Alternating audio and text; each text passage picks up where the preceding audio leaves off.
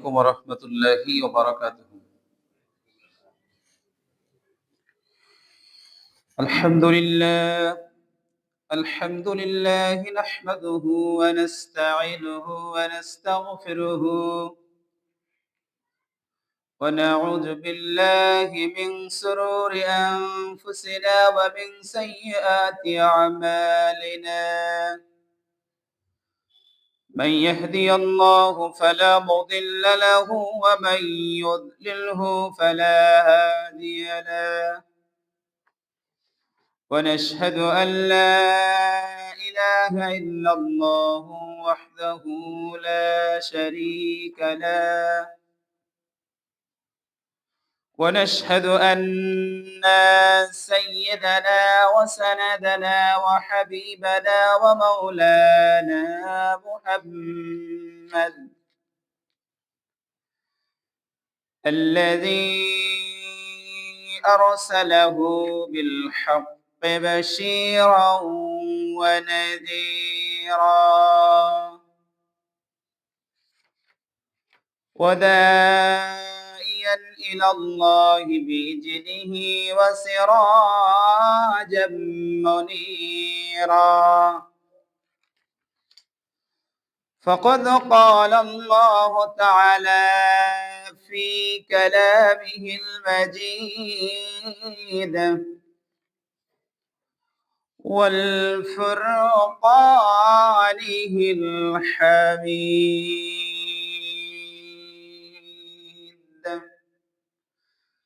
فأعوذ بالله من الشيطان الرجيم. بسم الله الرحمن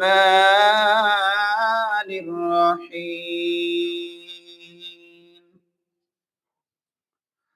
والضحى والليل إذا سجى ما ودعك ربك وما قلى وللآخرة خير لك من الأولى ولسوف يؤتك ربك فترضى ألم يجدك يتيما فآوى ووجدك ضالا فهدى ووجدك عائلا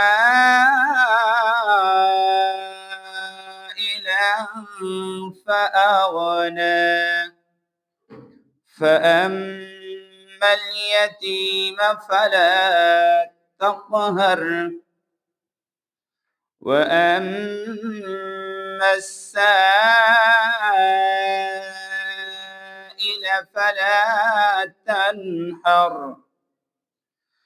وأما بنعمة ربك فحدث.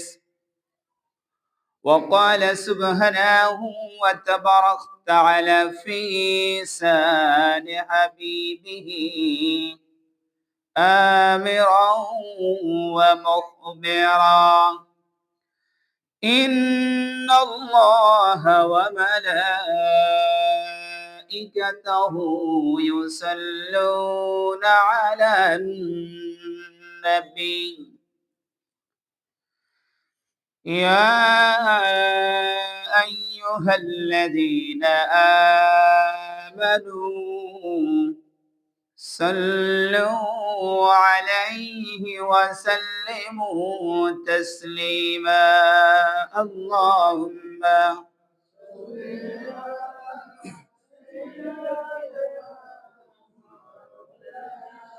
وعلى آل سيدنا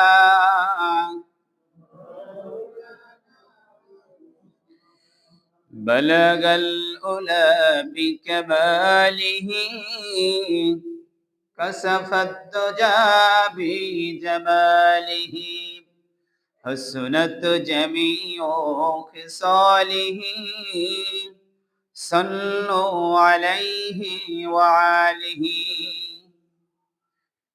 اللهم صل على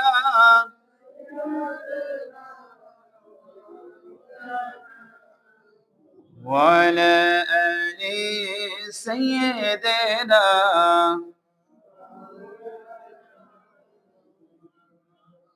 মুহাম্মদ নাম যতই জপি ততই মধুর লাগে, নামে এত মধু থাকে কে জানি তো আগে। বালাগাল উলা বিকামালিহি কসফত দুজা বিজামালিহি হাসনাত জামিউ খিসালিহি।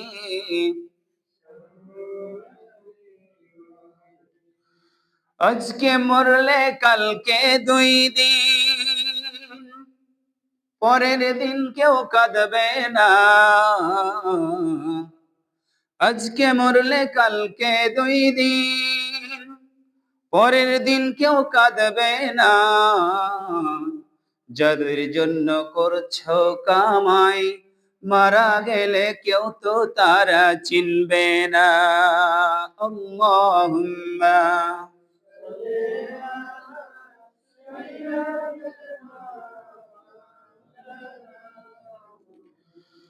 وعلى آل سيدنا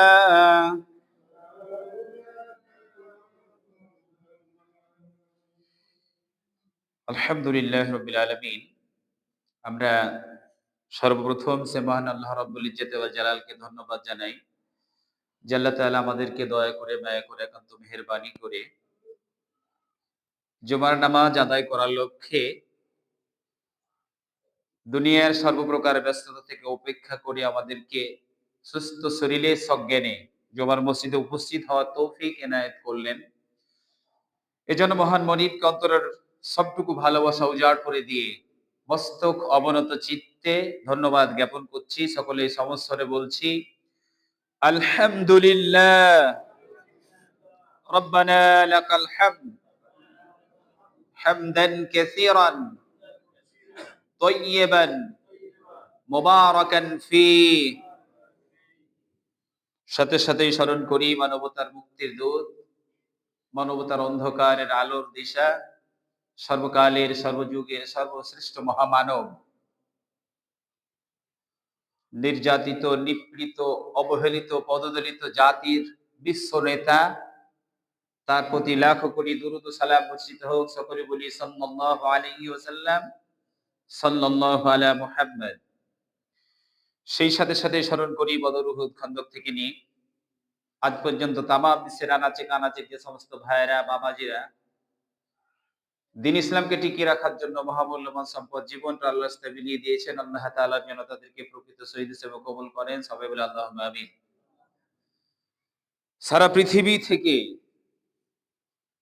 স্বৈর শাসকদেরকে বিতাড়িত করার জন্য যে সমস্ত ভাইয়েরা আন্দোলন করলেন, আন্দোলন করতে গিয়ে জীবন দিলেন, সারা পৃথিবীর মানচিত্রে এই সমস্ত ভাইদের জীবন আল্লাহ তাআলা যেন শহীদ হিসেবে কবুল করেন। সবাই বলে আল্লাহুম্মা আমিন। আর তাদের আন্দোলনকে আল্লাহ তাআলা যেন কবুল করে নেয়। সবাই বলে আল্লাহুম্মা আমিন। সম্মানিত উপস্থিতি, আমরা ধারাবাহিক কথা বলছিলাম, কিন্তু আজকে একটু ব্রেক করে কথা বলবো। আজকে সূরাতুদ দুহা থেকে কথা বলবো। তো ইনশাআল্লাহ সংক্ষিপ্ত কথা বলা হবে। সম্পূর্ণ কথা বলতে গেলে কয়েক ঘন্টা সময় পার হয়ে যাবে। তো আমরা অতক্ষণ কথা বলবো না, সংক্ষিপ্তই কথা বলবো। সূরাটা মক্কায় অবতীর্ণ। নামকরণ সূরার ভিতর থেকে একটি শব্দকে চয়ন করে নিয়ে নামকরণ করা হয়েছে। শানে নজুলের কয়েকটা মতান্তর আছে। তো এক কথায় শানে নজুলের মেন কারণটাই হচ্ছে যে রাসূল সাল্লাল্লাহু আলাইহি সাল্লামের উপরে প্রথমত ওহী নাজিল হওয়ার পরে কিছুদিন ওহী নাজিল বন্ধ ছিল। এই ওহী নাজিল কয়দিন বন্ধ ছিল এ ব্যাপারে কয়েকটা মতান্তর আছে। কেউ ১০ দিন বলছে, কেউ ১৫ দিন বলছে, কেউ ২৫ দিন বলছে, কেউ ৪০ দিন বলেছে। এই ওহী নাজিল যখন বন্ধ ছিল, আল্লাহ রাসূল সাল্লাল্লাহু আলাইহি সাল্লামের স্ত্রী উম্মে জামিল, আবু লাহাবের স্ত্রী, তিনি রাসূল সাল্লাল্লাহু আলাইহি সাল্লামকে বলছেন একদিন যে, "তোমার কাছে যে শয়তানটা আসতো, এই শয়তানটা তোমাকে মনে হয় ছেড়ে চলে গেছে।" আমরা জোরে একবার বলি নাউজুবিল্লাহ। মানে রাসূল সাল্লাল্লাহু আলাইহি সাল্লামের কাছে জিবরাইল ওহী নিয়ে আসতেন, তখন রাসূল সাল্লাল্লাহু আলাইহি সাল্লাম এই ওহীটা প্রচার করতেন। তো মাঝখানে এই যে কয়দিন আসেননি, তো উম্মে জামিলের ধারণা হলো জিন শয়তান একটা আসতো, এখন আর আসে না মনে হয়। তাকে ছেড়ে চলে গেছে। আল্লাহ রাসূলের মনে কষ্ট হলো। কি বলেন কষ্ট হবে না? তাফসীর কারকগণের ভিতরে আরেকটি মতান্তর, একজন সাহাবী বর্ণনা করেন আল্লাহ রাসূল সাল্লাল্লাহু আলাইহি সাল্লামের ঘরের ভিতরে একজন গাধা অথবা একটা কুকুর ঢুকে গেল। ঢুকে যাওয়ার পর তার বিছানার নিচে, খাটের নিচে বলেন, চৌকির নিচে বলেন, এই জন্তুটা যাওয়ার পর মারা গেল। ওই মারা অবস্থায় ওই খাটের নিচেই থেকে গেল, রাসূল জানতে পারলেন না। আমরা জানি এই ঘরের ভিতরে জীব জন্তুর ছবি থাকে। ভাইরা আমার, বাবাজিরা আমার, এই ঘরে রহমতের ফেরেশতা কখনোই প্রবেশ করবে না। আমরা দেখি আমাদের ঘরের ভিতরে শোপিস সাজায় রেখেছেন, কুকুরের ছবি, ভেড়ার ছবি, গাধার ছবি। কি বলেন আছে না নাই? আপনি রাখবেন, রহমতের ফেরেশতা যাবে না। আপনি নামাজ পড়বেন, নামাজ আপনার পরিশুদ্ধ হবে না। বাড়ির ভিতরে কিছু নামাজ আছে ভাইয়েরা আমার, সুন্নাত নামাজ, রাসূল বলেছেন বাড়িতেই পড়া সব থেকে বেশি ভালো। রাসূল সারা জীবন সুন্নাত নামাজ বাড়িতে পড়েছেন। আল্লাহ রাসূলের জীবনী দেখেন, ফজরের আজান হয়ে গেল, বেলাল রাদিয়াল্লাহু তাআলা আজান দিলেন। সুন্নাত নামাজ ঘরের ভিতরে পড়ার পর আয়েশা সিদ্দিকা রাদিয়াল্লাহু তাআলা বর্ণনা করেন, নামাজ পড়ার পরেও একটু তিনি শুয়ে বিশ্রাম নিতেন। একামতের সময় যখন হতেন, একামত শুরু হওয়ার পর তিনি চলে যেতেন মসজিদে নামাজ পড়ার জন্য। তাহাজ্জুদের নামাজ পড়বেন। আমার মা বোনেরা, নামাজ পড়বে ঘরে যদি আপনি প্রাণীর ছবি রাখেন, আপনার নামাজ আল্লাহর দরবারে গ্রহণযোগ্য হবে না, মাকরুহ হয়ে যাবে। ভাইরা আমার, বাবাজিরা আমার, আল্লাহ রাব্বুল আলামিন তার হাবিবকে সান্ত্বনা দেওয়ার জন্য সূরাতুদ দুহা নাজিল করে দিলেন। তার হাবিবকে কষ্ট দিলেন আবু লাহাবের স্ত্রী, দুষ্ট মহিলা। আল্লাহ তাআলা সূরাতুদ দুহা নাজিল করে দিলেন, রাসূল সাল্লাল্লাহু আলাইহি সাল্লামকে নাজিল করে বলছেন। এবার দেখেন আল্লাহ রাব্বুল আলামিনের হাবিব একটা উত্তর দিয়ে দিতে পারতেন এই মহিলাকে। আক্রমণাত্মক কথা বললেন, রাসূলকে কষ্ট দিলেন, একটা উত্তর দিয়ে দিতে পারতেন। কি বলেন পারতেন না? আল্লাহ রাব্বুল আলামিন কোরআনুল কারীমের ভিতরে বলেন, মা ইয়ানতিকু আনিল হাওয়া ইন হুয়া ইল্লা ওয়াহয়ু ইউহা। हरगिज न गुप्ता जिब्राइल तारा गुप्ता रब्बुल जलील। কবি বলেন, মুহাম্মদ হরগিজ না গুপ্তা তানা গুপ্তা জিব্রাইল, জিব্রাইল হরগিজ না গুপ্তা তানা গুপ্তা রব্বুল জলিল। আল্লাহ তাআলা বলেন, আমার হাবিব কখনোই কোনো কথা বলতে পারে না যতক্ষণ পর্যন্ত আমার পক্ষ থেকে কোনো ওহী না যায়। আমরা দেখেছি রাসূল সাল্লাল্লাহু আলাইহি সাল্লামের জীবনে 23 বছরের জিন্দেগিতে, ভাইরা আমার, 40 বছর বয়স হওয়ার পর কোরআন নাজিল শুরু হলো। 23 বছরের জিন্দেগিতে রাসূল সাল্লাল্লাহু আলাইহি সাল্লাম অনেক সমস্যার সম্মুখীন হয়েছেন, কিন্তু কোনো সমস্যার সমাধান নিজে দেন নাই। যখন আল্লাহ তাআলা ওহী করেছেন তখন সমাধান দিয়ে দিয়েছেন। আল্লাহ তাআলা বলছেন, আমার রাসূল নিজে থেকে কোনো কথা বলেন নাই যতক্ষণ পর্যন্ত আমি রাসূল সাল্লাল্লাহু আলাইহি সাল্লামকে ওহী না করেছি। আল্লাহ রাব্বুল আলামিন ওহী করলেন, তার হাবিবকে সান্ত্বনা দেওয়ার জন্য ওহী করলেন। আল্লাহ তাআলা সূরাতুদ দুহা নাজিল করে দিলেন। নাজিল করে দেওয়ার পর আল্লাহ তাআলা বলছেন, বিসমিল্লাহির রহমানির রহিম ওয়াদ-দুহা। উজ্জ্বল দিনের কসম। আল্লাহ তাআলা সুপ্রভাতের কসম নিলেন। সূর্য যখন উদিত হয় ফর্সা দিনের কসম নিলেন। ওয়াল লাইলি ইজা সাজা, এবং রাতের কসম যখন এটা নিঝুম হয়ে যায়, গভীর হয়ে যায়। আল্লাহ তাআলা যেগুলো ইম্পর্টেন্ট জিনিস, এই জগৎ সমস্ত জায়গাতে কসম করেছেন। সূরাতুল আসরের ভিতরে আল্লাহ তাআলা কসম করেছেন, ওয়াল আসর, সময়ের কসম। মানুষকে উদ্দেশ্য করে এটা কসম করা হচ্ছে যে তোমাকে যে সময় দেওয়া হলো এই সময়ের কসম। এখানে আল্লাহ তাআলা বলছেন যে সকালের কসম এবং রাতের কসম। ওয়ামা ওয়াদ্দাআকা রাব্বুকা ওয়ামা ক্বালা। হে নবী, আপনার কোনো চিন্তার কারণ নাই, আপনার কোনো দুঃখের কারণ নাই। আপনার রব আপনাকে কখনোই পরিত্যাগ করেননি আর আপনার উপর অসন্তুষ্ট হয়নি। আপনার চিন্তার কারণ নাই। আপনার রব আপনাকে পরিত্যাগ করেননি, আপনাকে ছেড়ে যায়নি আর আপনার উপর অসন্তুষ্ট হয়নি। যেই কথাটা উম্মে জামিল রাসূল সাল্লাল্লাহু আলাইহি সাল্লামকে বললেন, ওই কথাটাই আল্লাহ তাআলা উল্টিয়ে কথা বলছেন। আল্লাহ তাআলা এমন শব্দ ব্যবহার করেছেন যে অনুরূপ শব্দ ব্যবহার করেছেন। আমরা দেখেছি ফেরাউন যখন আল্লাহ তাআলাকে বলছেন যে আল্লাহ তুমি আমাকে এখন আর মারছো কেন? আমি তো মুসলমানদের একজন। ওয়া আনা মিনাল মুসলিমিন, ফেরাউন বলছেন।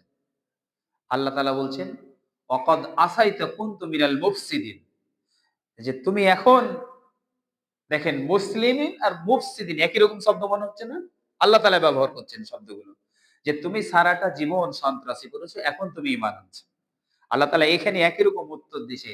ওই জামিল বলছে তোমার শয়তান তোমাকে ছেড়ে দিয়েছে, তোমার উপর সন্তুষ্ট হয়েছে।